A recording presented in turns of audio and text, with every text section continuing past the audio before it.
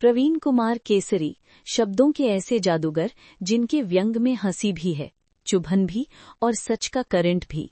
लेखक, कवि, गीतकार और अधिवक्ता, 4 रूप, एक आवाज जो समाज को आईना दिखाने आई है। इस बार पेश है उनकी नई व्यंग्य रचना डील इंडिया का सुपरहिट शो मेरा स्कूल मेरा एग्जाम सेंटर। ये सिर्फ हंसी नहीं, व्यवस्था के स्पीकर पर बजता एक सच का सायरन है।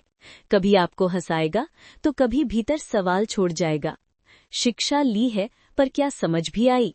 हास्य के शीशे में झांकिए, चेहरा आपका होगा, मुस्कान भी और शायद थोड़ी शर्म भी। करेला है मगर शहद में डूबा हुआ, तो तैयार रहिए, सिर्फ हंसने के लिए नहीं, महसूस करने के लिए, क्योंकि बदलाव की असली शुरुआत हंसी से नहीं, सच से होती है।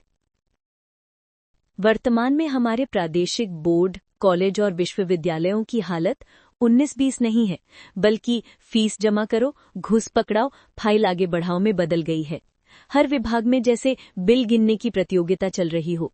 शिक्षकों के पास अब किताबें कम, कैलकुलेटर ज्यादा देखने को मिलते हैं। आखिर इकोनॉमिक मैनेजर कहलाना कोई मजाक थोड़ी है।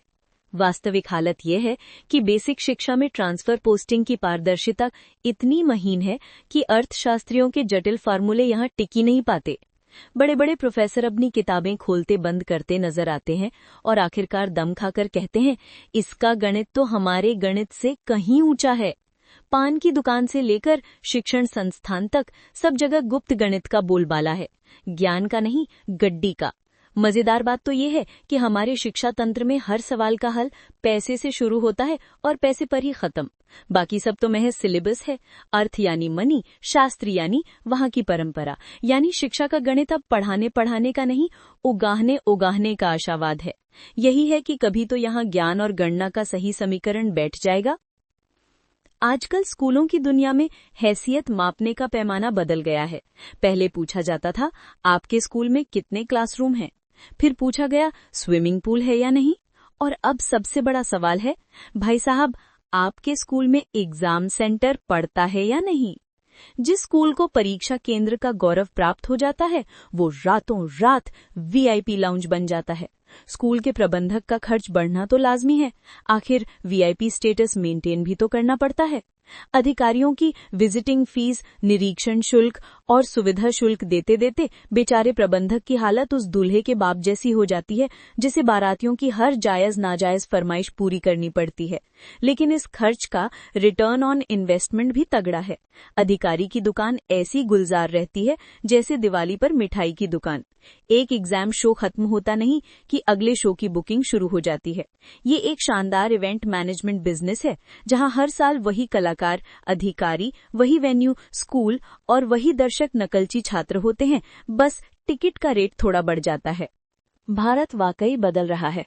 हम मेड इन इंडिया से डील इन इंडिया के युग में आ गए हैं, जहां हर चीज बनती बाद में है, डील पहले हो जाती है।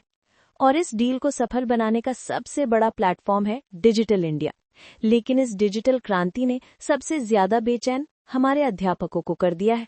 बेचारे अपनी सारी ऊर्जा शिक्षा और शोध से निकालकर प्रवचन कला में लगा रहे हैं। किसी भी सेमिनार में चले जाइए, एक अनुभवी शिक्षक माइक पकड़कर गहरी चिंता व्यक्त करते हुए कहेंगे, देखिए, हमें इस बात से कोई शिकायत नहीं कि छात्र नकल कर रहे हैं। नकल तो हमारी संस्कृति का हिस्सा रही है। ये गुरु शिष्य परंपरा का एक अदृश्य अध्याय है।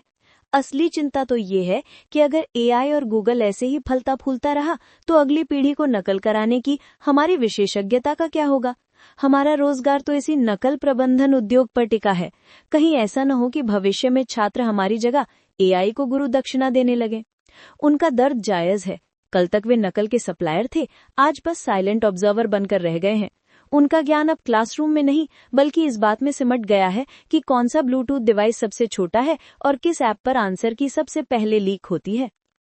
व्यवस्था का सार बस इतना है, चाहे खिड़की से पर्ची उड़े या स्क्रीन पर व्हाट्सएप खुले, एक चीज कभी नहीं बदलती। पहली, स्कूल की फीस, और दूसरी, उस फीस के ऊपर वाली अतिरिक्त फीस। जमाना बदल गया, टेक्नोलॉजी बदल गई, पर डील करने का तरीका और डील की कीमत आज भी वही है।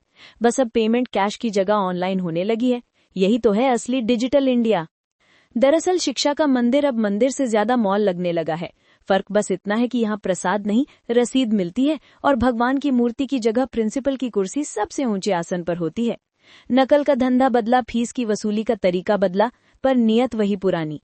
डिजिटल इंडिया की असली परिभाषा यही है कि बच्चा ऑनलाइन पढ़ाई करे या न करे, लेकिन माता पिता ऑनलाइन भुगतान जरूर करें। शायद यही नए युग की शिक्षा नीति है, ज्ञान बाद में, किश्त पहले। शिक्षा व्यापार बने या बाजार, अंत में नुकसान उसी का है जो सीखने आया है। असली डिजिटल इंडिया तब होगा जब स्कूलों की रसीद से ज्यादा किताबों का ज्ञान और बच्चों का भविष्य चमके। फीस के बोझ तले दबा छात्र नहीं, बल्कि अपनी उड़ान भरता नागरिक ही देश की असली पूंजी है।